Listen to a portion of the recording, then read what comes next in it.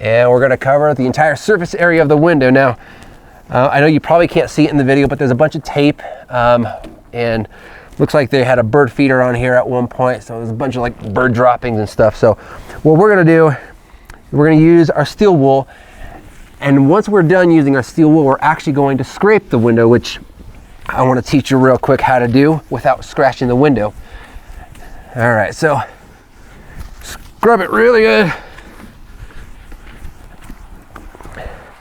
All right, remember, scraper, very useful yet sharp tool. Take it out, see it's covered. Now I'm gonna gently, at an angle, also cover the entire surface area of the window. You don't want it like this, you don't want it too far angled like that, but you're gonna just take it nice and easy with a nice tuck. So you can see like right here, we've got some tape. You don't wanna brush it too hard, push it too hard, but there we go, it comes right off. There we go, bang, bang, bang. Easy peasy. All right.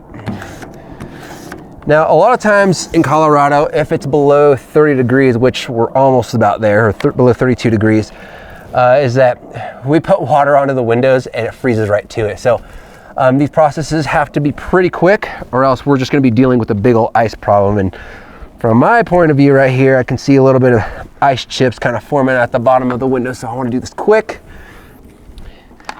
And take my squeegee.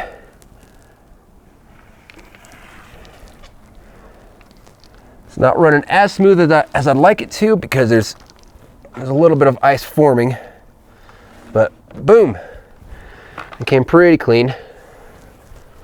And this is why it's important to do it quick. And also you want to be able to have access to warm water whenever you show up to a customer's house if you're working on a cold day. And then we'll repeat the process with the next window.